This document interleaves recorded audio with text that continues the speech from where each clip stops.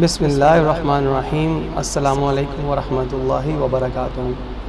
جی محترم ساتھیوں، ہم سیرت مصطفیٰ صلی اللہ علیہ وآلہ وسلم کا مطالعہ کر رہے ہیں۔ تو آقا دو جہاں صلی اللہ علیہ وآلہ وسلم ہجرت مدینہ کے لیے مکہ شریف سے روانہ ہو چکے ہیں۔ تو اب آئیے اسی سلسلے کو ہم جو پڑھ رہے ہیں آگے سے شروع کرتے ہیں۔ 100 اونٹ کا انعام۔ ادھر اہل مکہ نے اشتہار دے دیا تھا کہ جو شخص نبی اکرم صلی اللہ علیہ وآلہ وسلم کو گرفتار کر کے لائے گا اسے 100 اونٹ انعام میں دیے جائیں گے۔ اس گراں قدر انعام کے لالچ میں بہت سے لالچی لوگوں نے نبی اکرم صلی اللہ علیہ وآلہ وسلم کی تلاش شروع کر دی، اور کچھ لوگ تو منزلوں دور تک تعاقب میں گئے۔ معبد کی بکری۔ دوسرے روز مقام قدید میں معبد عاتقہ بنت خالد خزائیہ کے مکان پر آپ صلی اللہ علیہ وآلہ وسلم کا گزر ہوا۔ معبد ایک ضعیفہ عورت تھی جو اپنے خیمے کے صحن میں بیٹھی رہا کرتی تھی اور مسافروں کو کھانا پانی دیا کرتی تھی۔ نبی اکرم صلی اللہ علیہ وآلہ وسلم نے اس سے کچھ کھانا خریدنے کا قصد کیا، مگر اس کے پاس کوئی چیز موجود نہ تھی۔ نبی اکرم صلی اللہ علیہ وآلہ وسلم نے دیکھا کہ اس کے خیمے میں ایک طرف بہت کمزور سی بکری ہے۔ آپ نے دریافت کیا، یہ دودھ دیتی ہے؟ معبد نے کہا نہیں۔ آپ صلی اللہ علیہ وآلہ وسلم نے فرمایا کہ اگر تم اجازت دو تو میں اس کا دودھ دھو لوں۔ معبد نے اجازت دے دی، اور آپ صلی اللہ علیہ وآلہ وسلم نے بسم اللہ پڑھ کر جو اس کے تھن کو ہاتھ لگایا تو اس کا تھن دودھ سے بھر گیا۔ سبحان اللہ۔ اور اتنا دودھ نکلا کہ سب لوگ سیراب ہو گئے، اور معبد کے تمام برتن دودھ سے بھر گئے۔ یہ معجزہ دیکھ کر معبد اور ان کے خاوند دونوں مشرف و اسلام ہو گئے۔ روایت ہے کہ معبد کی یہ بکری سن 18 ہجری تک زندہ رہی اور برابر دودھ دیتی رہی، اور حضرت عمر رضی اللہ تعالیٰ عنہ کے دور خلافت میں جب عام الرماد کا سخت قحط پڑا کہ تمام جانوروں کے تھنوں کا دودھ خشک ہو گیا، اس وقت بھی یہ بکری صبح و شام برابر دودھ دیتی رہی۔ سراقہ کا گھوڑا۔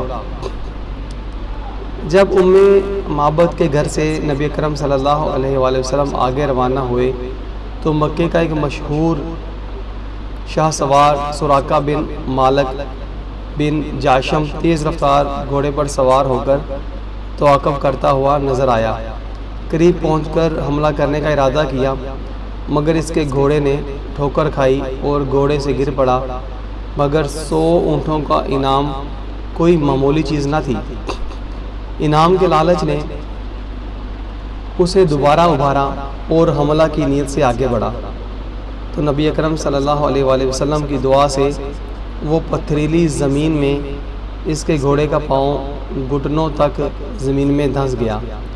سراقہ یہ معجزہ دیکھ کر خوف اور دہشت سے کانپنے لگا اور امان امان پکارنے لگا۔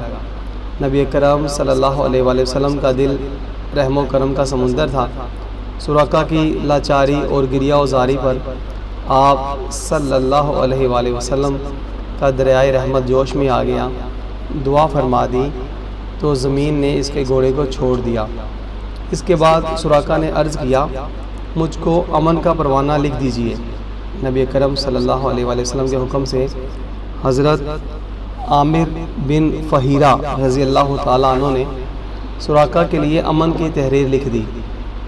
سراقہ نے اس تحریر کو اپنے ترکش میں رکھ کر اور واپس لوٹ گیا۔ راستے میں جو شخص بھی نبی اکرم صلی اللہ علیہ وآلہ وسلم کے بارے میں دریافت کرتا تو سراقہ اس کو یہ کہہ کر لوٹا دیتے کہ میں نے بڑی دور تک بہت زیادہ تلاش کیا، مگر حضرت صلی اللہ علیہ وآلہ وسلم اس طرف نہیں ہیں۔ واپس لوٹتے ہوئے سراقہ نے کچھ سامان سفر بھی نبی اکرم صلی اللہ علیہ وآلہ وسلم کی خدمت میں بطور نذرانہ پیش کیا۔ مگر آپ صلی اللہ علیہ وآلہ وسلم نے قبول نہیں فرمایا۔ سراقہ اس وقت تک مسلمان نہیں ہوئے، مگر نبی کرم صلی اللہ علیہ وآلہ وسلم کی عظمت، نبوت اور اسلام کی صداقت کا سکہ اس کے دل میں بیٹھ گیا۔ جب حضور صلی اللہ علیہ وآلہ وسلم نے فتح مکہ اور جنگ طائف و حنین سے فارغ ہو کر جرانہ میں پڑاؤ کیا تو سراقہ اسی وقت روانہ یمن کو لے کر بارگاہ نبوت میں حاضر ہو گئے اور اپنے قبیلے کی بہت بڑی جماعت کے ساتھ اسلام قبول کر لیا۔ واضح رہے کہ یہ وہی سراقہ بن مالک رضی اللہ تعالیٰ عنہ ہیں جن کے بارے میں نبی اکرم صلی اللہ علیہ وآلہ وسلم نے اپنے علم غیب سے غیب کی خبر دیتے ہوئے یہ ارشاد فرمایا تھا کہ اے سراقہ، تیرا کیا حال ہوگا جب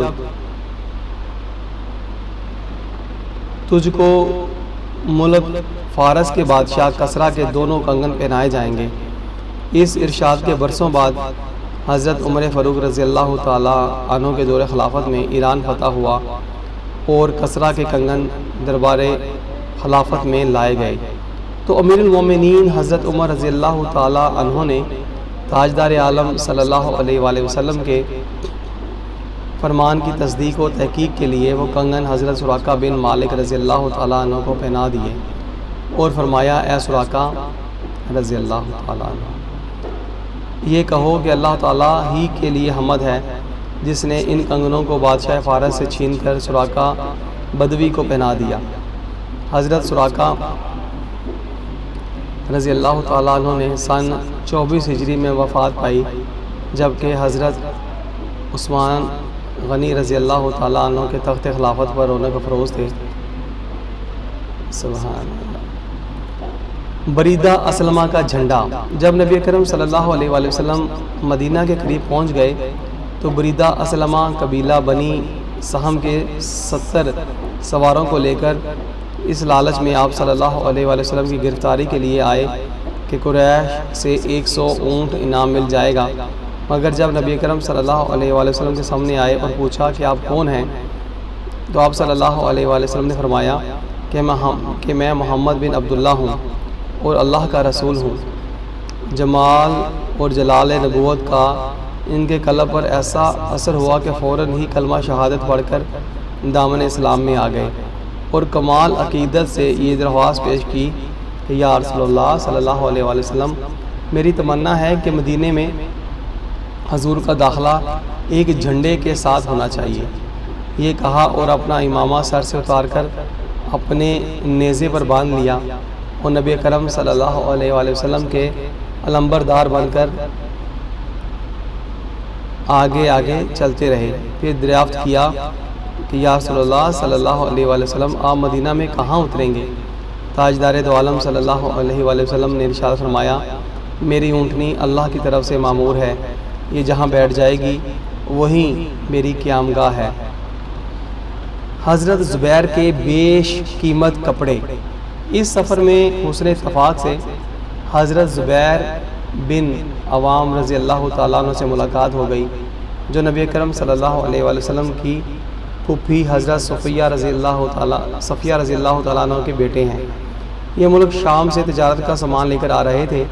انہوں نے حضور پر نور صلی اللہ علیہ وآلہ وسلم اور حضرت ابوبکر صدیق رضی اللہ تعالیٰ عنہ کی خدمت میں چند نفیس کپڑے بطور نذرانہ پیش کیے، جن کو نبی اکرم صلی اللہ علیہ وآلہ وسلم نے اور حضرت ابوبکر صدیق رضی اللہ تعالیٰ عنہ نے قبول فرما لیا۔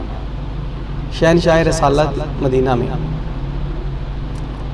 حضور اکرم صلی اللہ علیہ وآلہ وسلم کی آمد کی خبر چونکہ مدینہ میں پہلے سے پہنچ چکی تھی اور عورتوں بچوں تک کی زبانوں پر آپ صلی اللہ علیہ وآلہ وسلم کی تشریف آوری کا چرچا تھا، اس لیے اہل مدینہ آپ کے دیدار کے لیے انتہائی مشتاق و بے قرار تھے۔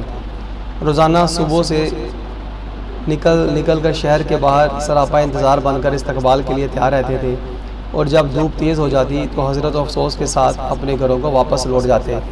ایک دن اپنے معمول کے مطابق اہل مدینہ آپ صلی اللہ علیہ وآلہ وسلم کی راہ دیکھ کر واپس جا چکے تھے کہ ناگہاں ایک یہودی نے اپنے قلعے سے دیکھا کہ تاجدار دو عالم صلی اللہ علیہ وآلہ وسلم کی سواری مدینہ کے قریب آن پہنچی ہے۔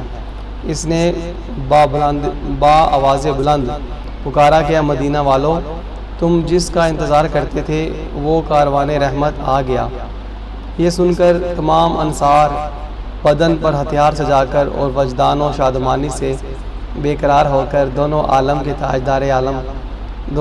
کے تاجدار صلی اللہ علیہ وآلہ وسلم کا استقبال کرنے کے لیے اپنے گھروں سے نکل پڑے، اور نعرہ تکبیر کی آوازوں سے تمام شہر گونج اٹھا۔ مدینہ منورہ سے 3 میل کے فاصلے پر جہاں آج مسجد قباء بنی ہوئی ہے، 12 ربیع الاول کو نبی اکرم صلی اللہ علیہ وآلہ وسلم رونق افروز ہوئے اور قبیلہ عمرو بن عوف کے خاندان میں حضرت کلثوم بن حدم رضی اللہ تعالیٰ عنہ کے مکان میں تشریف فرما ہوئے۔ اہل خاندان نے اس فخر و شرف پر کہ دونوں عالم کے میزبان ان کے مہمان بنے، اللہ اکبر کا پرجوش نعرہ مارا۔ چاروں طرف سے انصار جوش مسرت میں آتے اور بارگاہ رسالت میں صلاۃ و سلام کا نذرانہ عقیدت پیش کرتے۔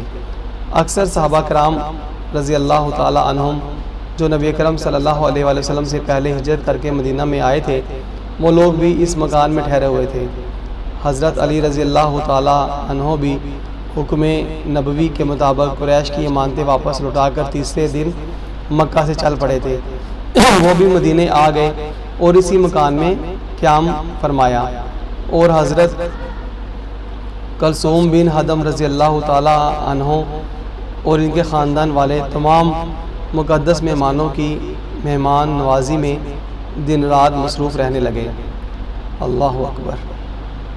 عمرو بن عوف کے خاندان میں حضرت سید الانبیاء صلی اللہ علیہ وآلہ وسلم اور سید الاولیاء اور صالحین صحابہ رضی اللہ تعالی عنہم کے نورانی اجتماع سے ایسا سما بند گیا ہوگا کہ غالباً چاند، سورج، ستارے حیرت کے ساتھ اس مجمع کو دیکھ کر زبان حال سے کہتے ہوں گے، یہ فیصلہ مشکل ہے کہ آج انجمن آسمان زیادہ روشن ہے یا حضرت کلثوم بن حدم رضی اللہ تعالیٰ عنہ کا مکان۔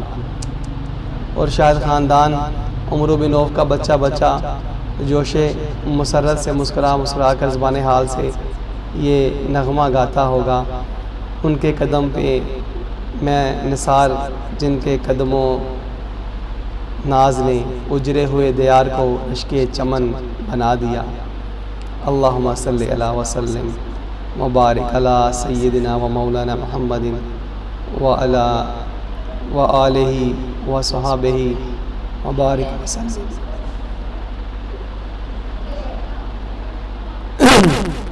الحمدللہ جی، تو ساتھیوں، آج ہم آقا دو جہاں صلی اللہ علیہ وآلہ وسلم کی مکی زندگی ہم لوگوں نے مکمل کر لی۔ اب ہم آپ صلی اللہ علیہ وآلہ وسلم کی مدنی زندگی پر سن وار واقعات تحریر جو اس میں لکھے ہوئے ہیں میں آپ تک پہنچاؤں گا پڑھ کے، تو آپ ضرور سماعت کیجئے گا انشاءاللہ العزیز۔ پھر جو آئندہ نشست ہے وہ ہماری اللہ تعالیٰ کے فضل و کرم سے نبی کرم صلی اللہ علیہ وآلہ وسلم کی مدنی زندگی سے شروع ہوگی۔ تو اللہ تعالیٰ سے دعا ہے کہ رب تعالیٰ ہمیں آقا دو جہاں صلی اللہ علیہ وآلہ وسلم کی سچی پکی غلامی کرنے کی توفیق عطا فرمائے، زندگی اسلام پر اور موت کامل ایمان پر عطا فرمائے، آمین یا رب العالمین۔